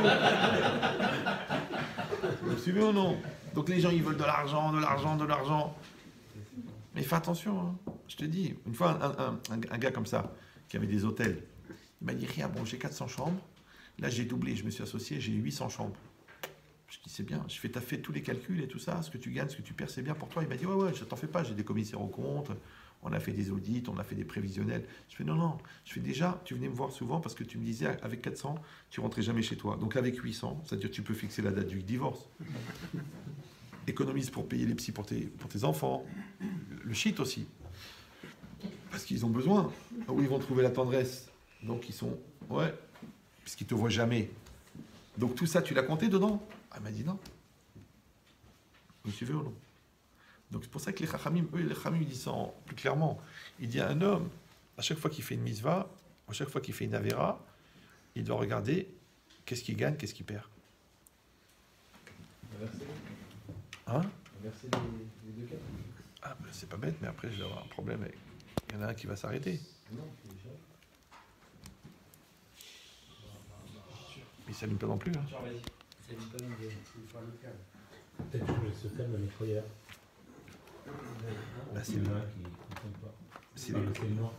C'est QFD. Ce que fait Dieu.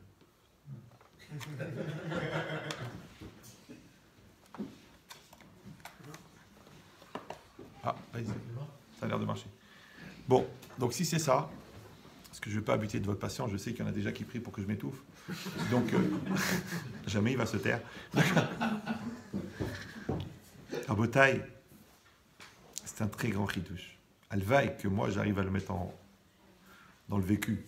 Ça veut dire quoi? Ça veut dire qu'au fond, dans toute la vie, il n'y a que toi et Hachem. On a dit pourquoi est-ce qu'on a commencé par toi? Parce que c'est la conscience que toi, tu as de Dieu qui fait que Dieu existe chez toi. Donc elle était obligée de dire Annie. Comprenez ça ou non? Ça va? Donc c'est pas qu'on a eu l'orgueil de dire moi avant le bon Dieu.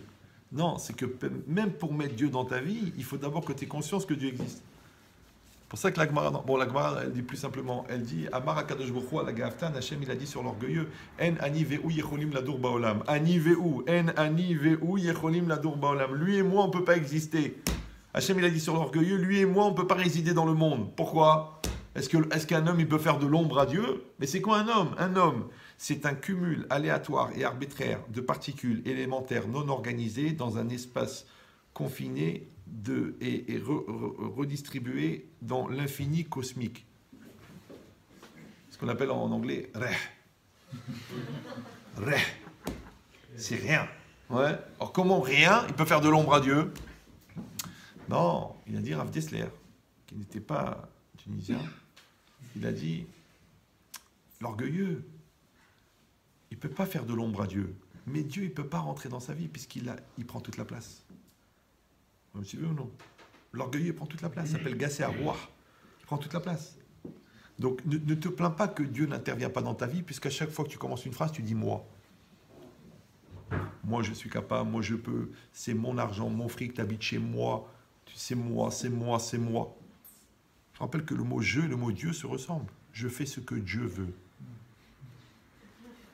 Si Dieu veut. Donc, c'est quoi la Vodazara? C'est d'idolâtrer ta personne.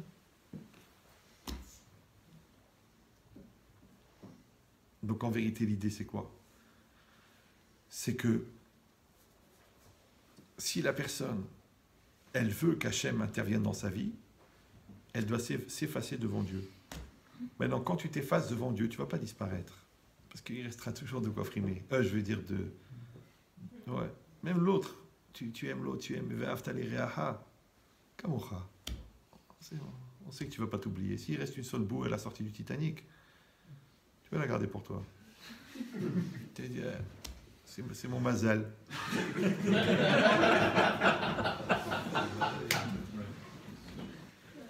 Non, c'est la Gemara. Donc ça veut dire quoi? Ça veut dire que vous avez compris en fin de compte que les Bnei Israël, ils ont compris que le monde entier, que l'univers, en fin de compte, il n'y a que Hachem. Et tout le jeu du Satan, il y a la menace iranienne, il y a la baisse du dollar, il y a l'euro qui a pris 15 centimes, il y a les allocations qui truquent, il y a le Covid qui se balade, tout ça, c'est ce qu'on appelle des PAC en philosophie, c'est des pièges à... C'est est-ce que toi, tu vas être capable de dire, ok, il y a une réalité, le magasin, il est mal placé, mais c'est moi qui fais le chiffre de vente. Je prends mon téléphone. Je te dis, bon, ma femme, elle n'est pas hyper jolie, elle est née un peu comme ça. Parce que dans sa famille, ils ont tous comme ça. Parce que là-bas, à Gardaïa, il y avait un vent. Ok. Mais à part ça, elle est gentille, elle est douce, elle est fine, elle est généreuse, elle a une hirat shamaim extraordinaire, elle ne fait des enfants intelligents, elle m'amène tout. Mais il y a ça. Alors, il y a des gens qui vont rester bloqués sur ça, et dire c'est dommage. Parce que lui, il a juste oublié qu'il a les yeux qui font comme ça. Mais bon, ou non. Eh ben, dans la vie, c'est pareil. D'accord? C'est-à-dire que la vie, elle va te poser une question. Mais non, là, c'est ton fils. Il t'amène une fille que tu n'imaginais pas comme ça. Ou que celui-là, il veut Hazve Shalom aller à la yeshiva. Tu dis, mais qu'est-ce que j'ai fait au bon Dieu? D'accord, ouais.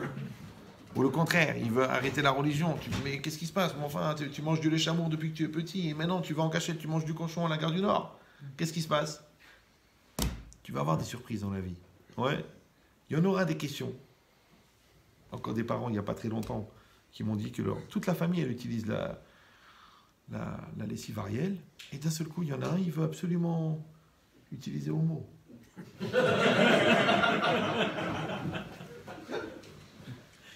C'est pas rare, hein, ne croyez pas. Tu dis, Hazve Shalom, c'est tout. Mais quand ça t'arrive sur la gueule, tu appelles le rabbin, tu dis, j'ai honte, j'ai honte, j'ai honte. Celui-là, il est marié avec 6 gosses et il tombe amoureux de sa secrétaire. Tu te dis, mais Rav, elle a exactement les qualités que ma femme n'a pas. Je dis, mais c'est normal. C'est pour ça que le Satan, il te l'a envoyé. Qu'est-ce qu'il fait, l'Yetzer Hara? D'abord, il crée un manque dans ton couple. Et après, il t'envoie la personne qui a exactement les manques, qui a exactement les qualités que ta femme n'a pas. Qu'est-ce qu'il fait le poisson quand il voit le ver de terre? Il mord. Après, il réfléchit, mais qu'est-ce qu'il foutait ce ver de terre ici?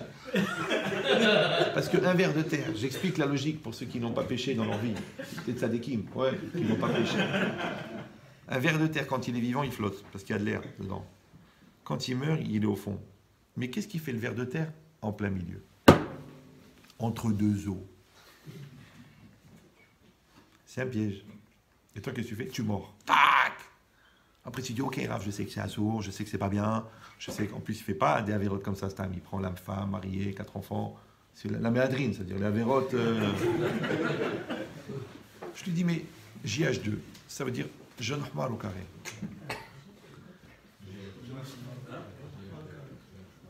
JH2. Ça va? Vous voulez des panneaux? Non, parce que je vous explique à quoi servent les blagues. Parce que les gens, ils croient que les blagues, parce que j'ai de l'humour. Moi, je suis très sérieux. Vous rigolez, moi, je rigole pas. Moi. Les blagues servent à augmenter votre acuité intellectuelle dans l'espoir de ne pas rater la prochaine.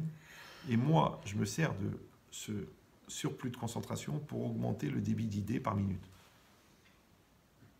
Vous me suivez? Ça s'appelle Mitor chez l'Olishma Balishma. Bon. Donc maintenant, qu'est-ce qui se passe? Donc le Yetzer Hara, il va t'envoyer exactement ce qui te manque. Maintenant, tu as un problème d'argent, il t'envoie de l'argent. Pas cachère. Vous me suivez ou non? Genre, tu manques d'oxygène, il t'envoie du CO2.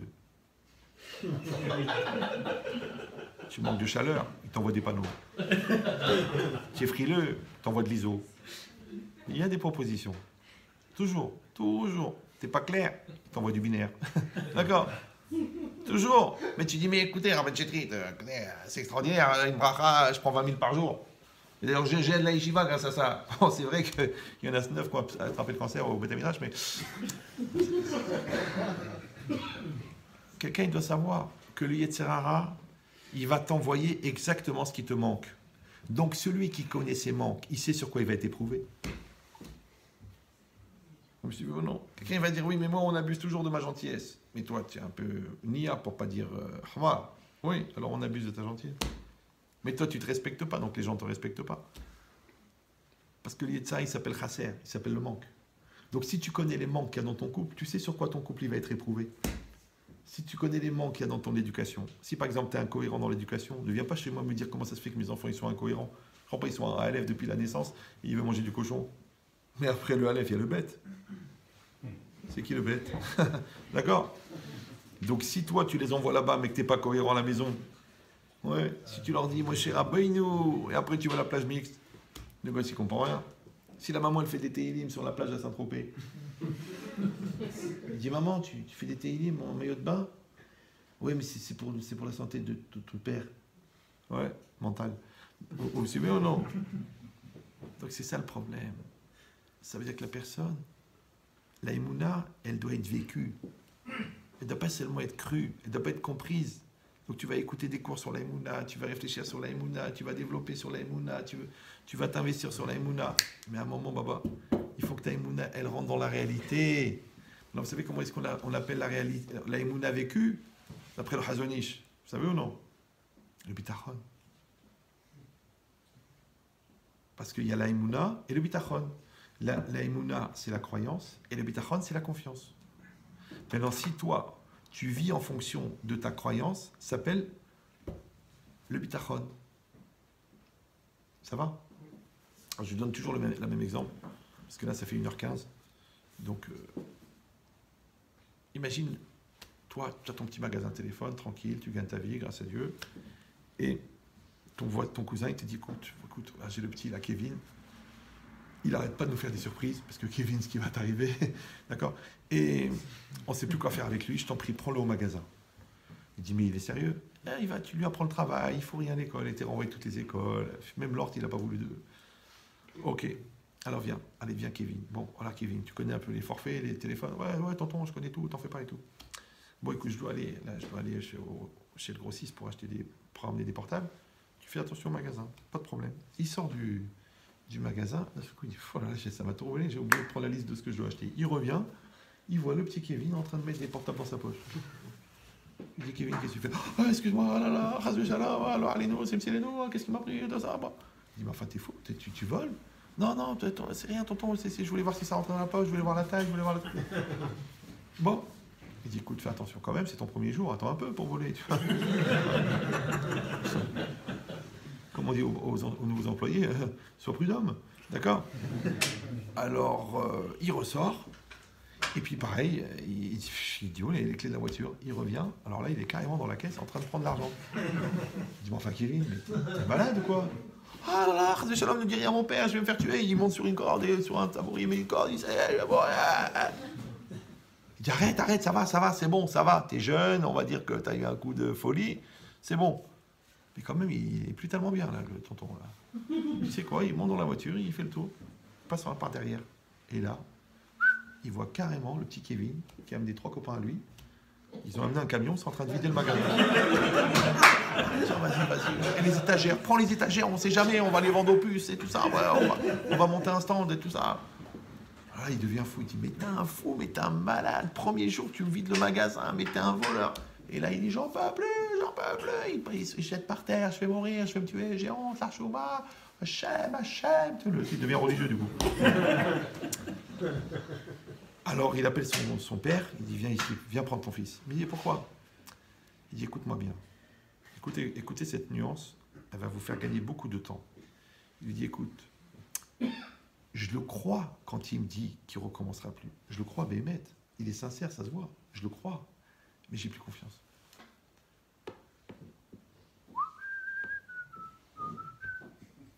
C'est comme des fois les maris ou les femmes, ils vont voir ailleurs. Ça peut arriver, les gens, ils oublient leur adresse, ils se trompent d'étage. Surtout quand ils ont une voisine qui écoute France Info toute la journée. Et après, il vient dire à Chétri, je me suis rendu compte, parce que maintenant que sa femme l'a attrapé, il s'est rendu compte de la gravité, c'est comme ça. Jusque-là, il était bien, il était tranquille et tout, il payait en liquide, il s'arrangeait, il mentait, il trichait, étudiait le matin, l'après-midi chez les masseuses. Mais maintenant que sa femme est tombée sur un texto bizarre, genre merci pour cette nuit merveilleuse, je t'embrasse partout. Katrina, la seule fois où il a oublié d'effacer le texto. La femme, elle prend le portable, jamais elle a regardé, Nia. Un jour, elle dit, tiens, je vais regarder le portable de mon mari. Elle avance, elle voit le message. Je t'embrasse partout. Merci pour cette nuit merveilleuse. Katrina. Maintenant, elle sait que c'est pas elle qui a envoyé le texto, puisqu'elle s'appelle Fariha. Alors, elle dit à son mari, c'est qui cette Katrina?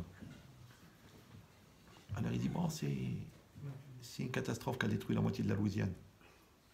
Katrina.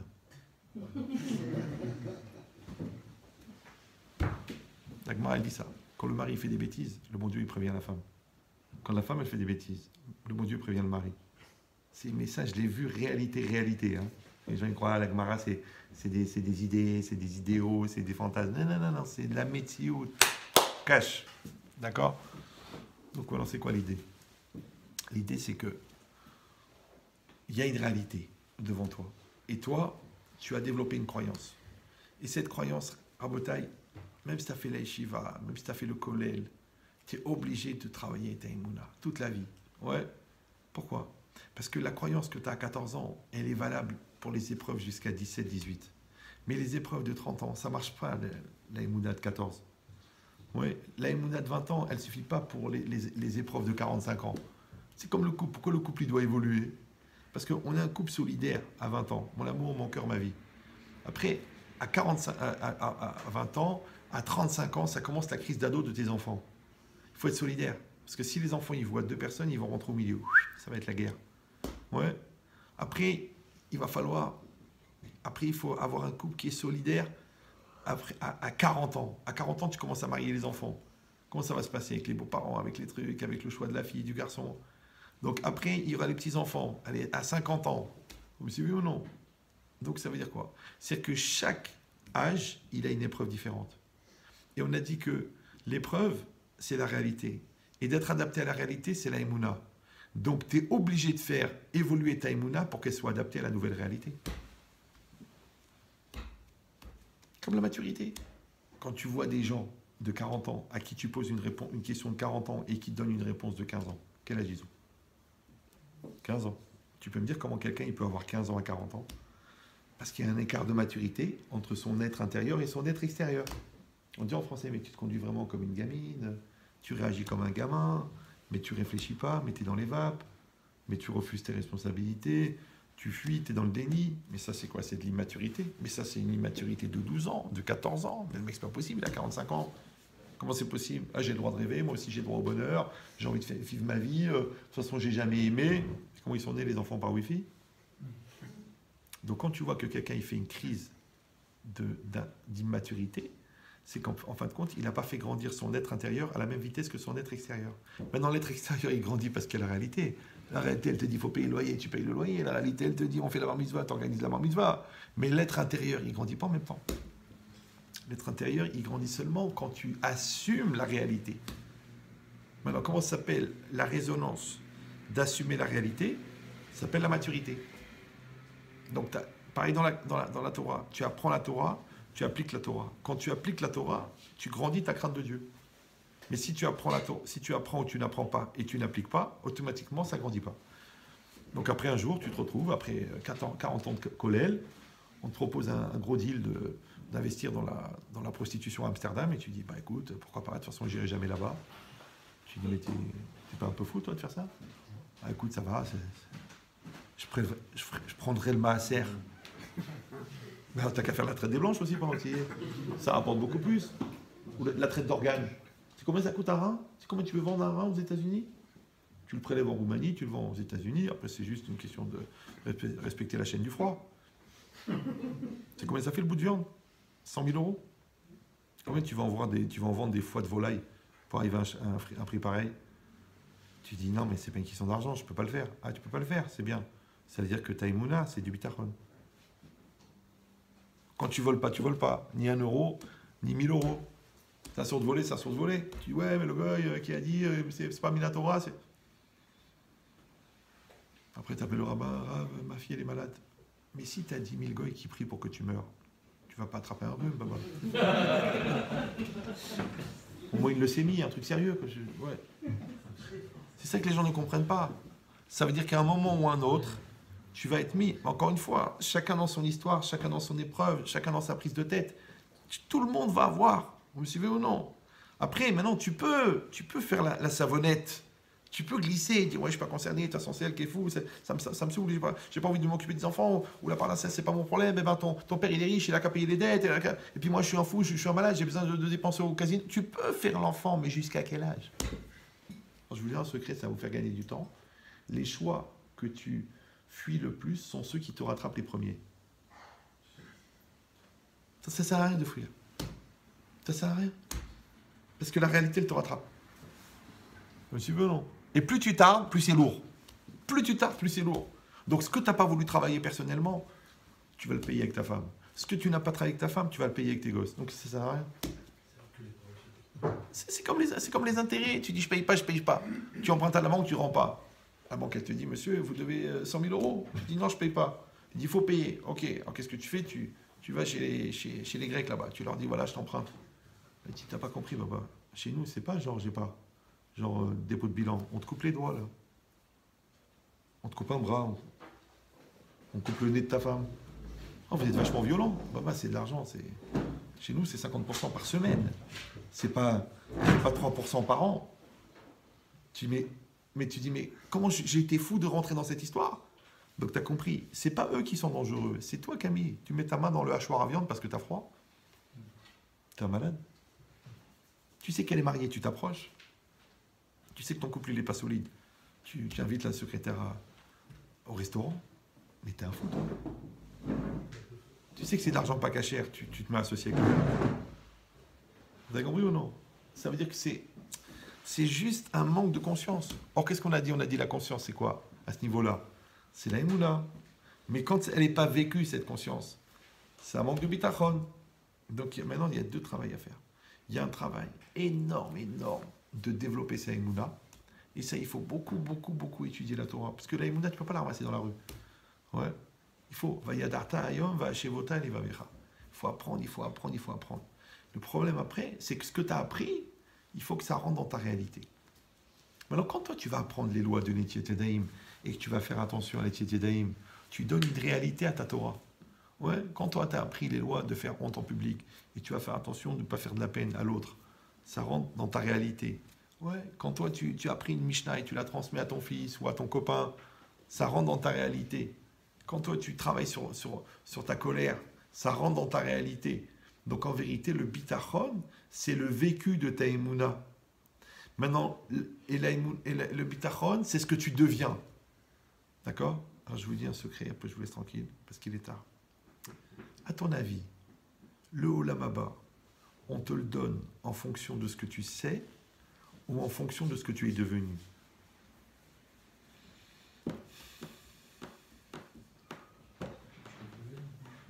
Vous me suivez ou non? En fonction de ce que tu es devenu. Ben, c'est exemple comme dans un couple. Dans un couple, tu dis, c'est moi, il dit, tu vois, dites-moi, est-ce que c'est comme ça ou c'est comme ça? Est-ce que c'est comme ça ou c'est comme ça? Je dis, attends. Qu'est-ce que tu veux me dire? Si c'est toi qui as raison, ta femme qui a raison? Imagine, tu as raison. Voilà. Tu avais raison. Voilà. Maintenant, ta femme, elle est tellement mal, tellement angoissée, elle est partie de la maison. Elle me dit, je veux plus rien de toi. Alors, qu'est-ce que tu dis? Tu dis, ok, elle est partie, ok. Mais c'est moi qui avais raison. Voilà, t'es tout seul au Blanc-Ménil en train de laver ta chemise.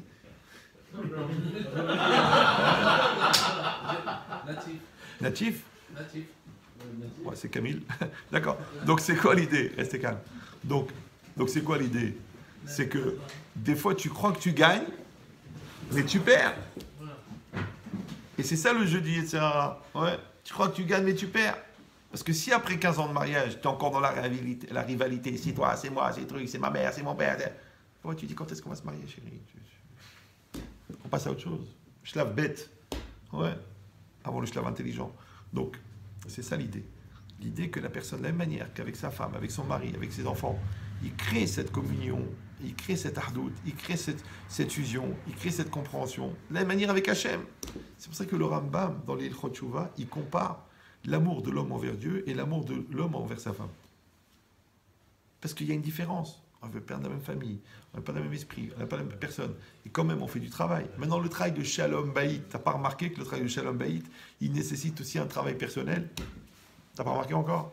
Qu'il faut que tu travailles personnellement, que toi, tu te transformes pour elle et elle se transforme pour toi. Et les deux, vous transformez pour une entité qui s'appelle le couple.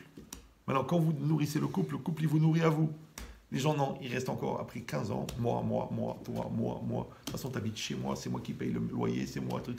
Et t'as la lumière, c'est chez moi. Moi, je te fais le manger, moi, je fais les bébés, moi, je fais...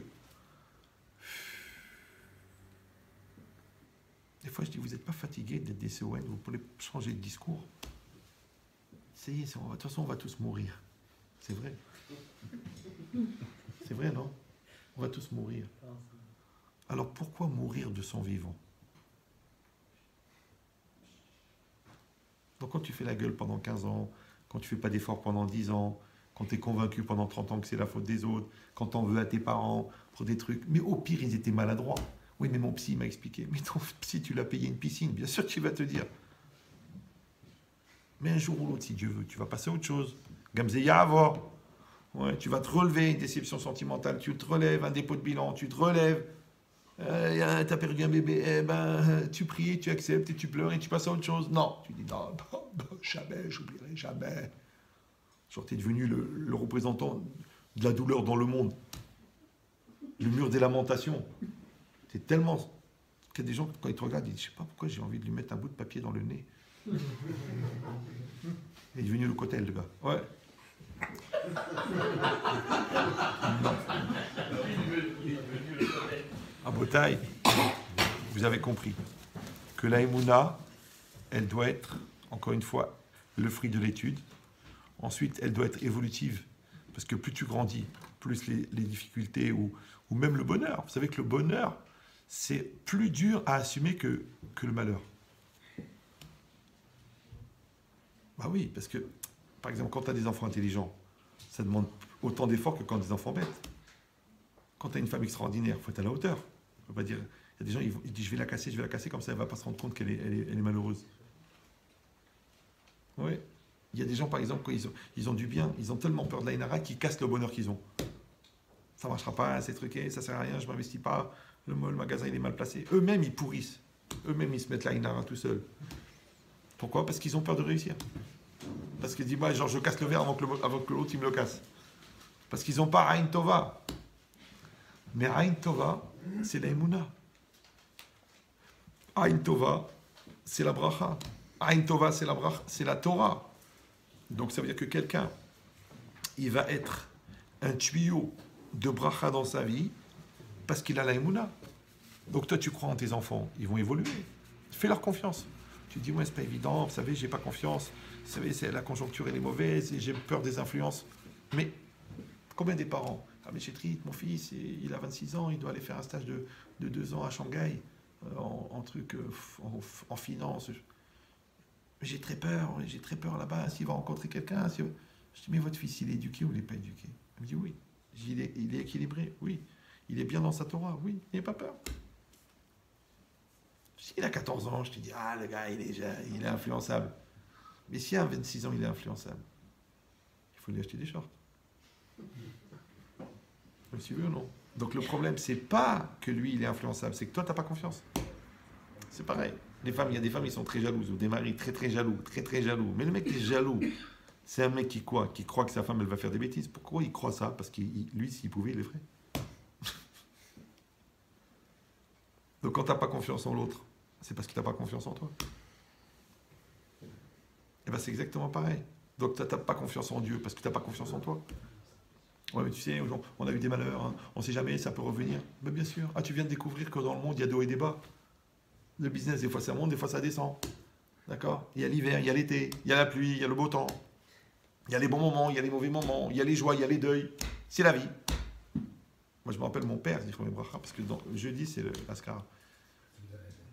Il m'a dit, il me disait, mon père, la vie et la mort, c'est pareil. Et moi, j'étais jeune, je crois que j'étais philosophe, moi, parce qu'à 17 ans, j'ai dicté des dissertes de philo au téléphone, donc je croyais que j'étais chacham. Mais mon père, il a des mots simples. Il m'a dit, mon fils, la vie et la mort, c'est pareil. Et moi, j'ai dit, ok, je ne comprenais pas. En vérité, c'est vrai. Au fond, la vie et la mort, c'est pareil. Le bonheur et le malheur, c'est pareil.